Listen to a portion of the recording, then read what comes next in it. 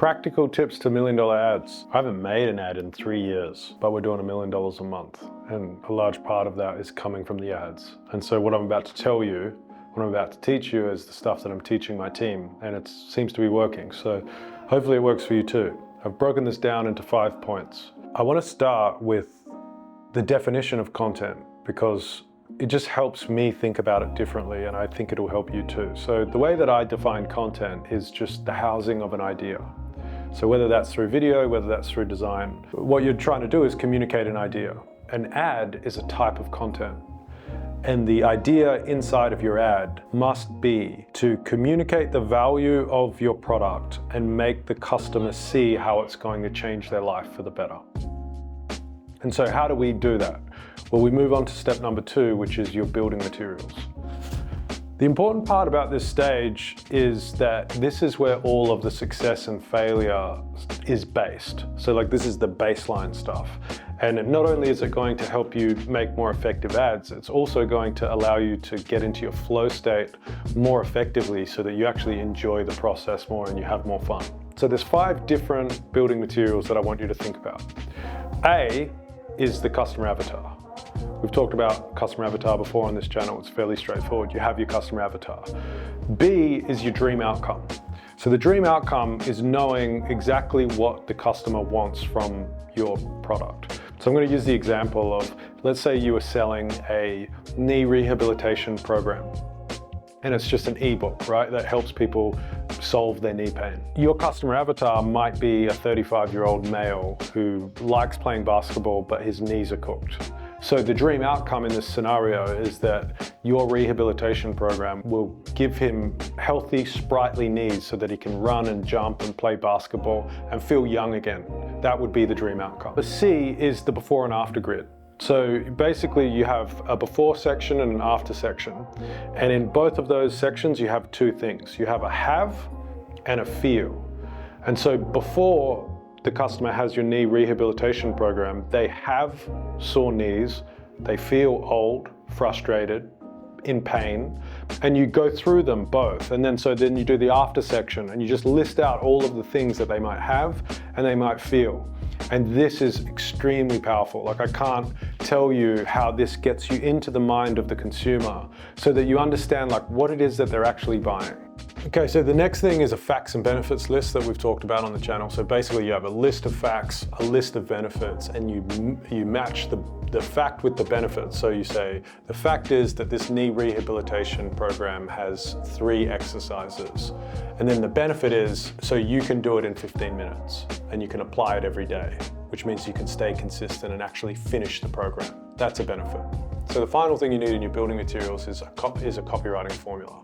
I like to use AIDA, which is attention, interest, desire, action. This is just going to give you a guide so that you know how to insert this information that you've just dug up and you're able to insert it into your ad. So building materials, you've got your customer avatar, you've got your dream outcome, your before and after grid, your facts and benefits, and your copywriting formula all done. This is going to take you about 2 hours to get it up and running, but you should be growing this out over time. Like you should always be having that moment when you're driving in the car or you're in the shower and something hits you and you're like, oh, actually, I think they want this thing. This is the after state that they want. And then you add it into your little building materials. From there, we move on to number 3, which is structure. This is where everybody fucks up. So the key here for you to understand is that I don't give a flying fuck about a feature of a product that I don't want.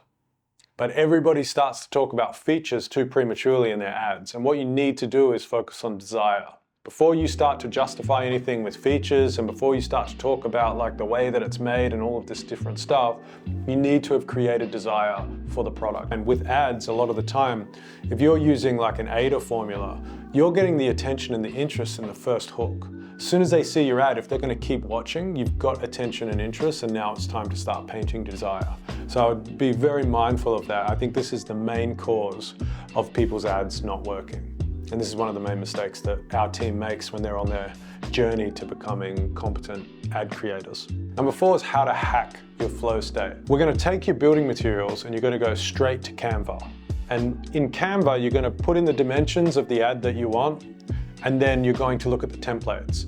And as you look at the templates, you're also going to be looking at your building materials, and you're going to be trying to figure out how can you copy and paste this stuff to the templates in Canva, because the templates in Canva are already designed by real designers. It already has like a communication design hierarchy in a lot of the stuff.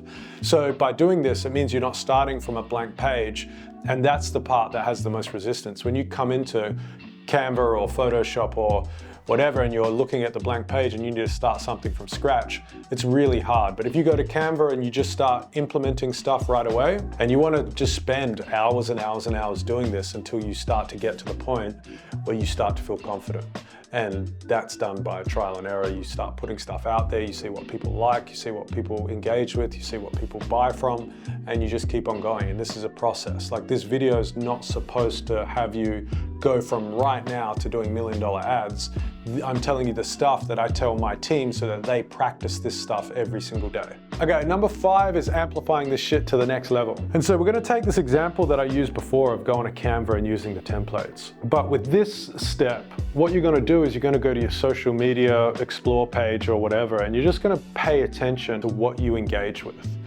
And let's say you're scrolling the explore page and you see something and you start consuming it. If you've consumed it all the way, check the engagement. And when you've got something that has a lot of engagement, that's validated for you. That template, that format of content is validated for you in the fact that people are actually consuming it and engaging with it. This is a really great way of creating ads that look like content, and you're not starting from a blank slate where it's just like you're trying to create it from nothing. You're going to Instagram or TikTok or wherever, and you're taking a piece of content that moved you and that has high engagement, and then you're replicating it with your building materials. And if you can start to do that, or start wrapping your head around that, that's when you start to really move the needle.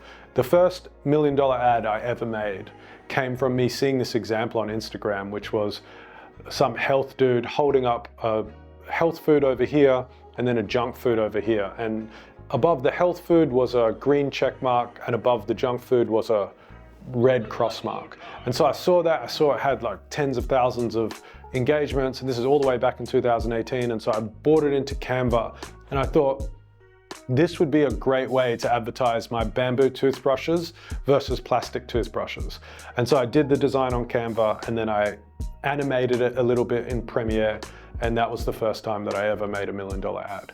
And so to this day, we're still looking on social, not for ads. We're not getting our inspiration from other ads, we're getting inspiration from content, because the content usually comes first. So if you can steal the content that's already working and apply it in an ad so that you use your building material and you communicate the value of your product through that piece of content, that's when you start to really move the needle.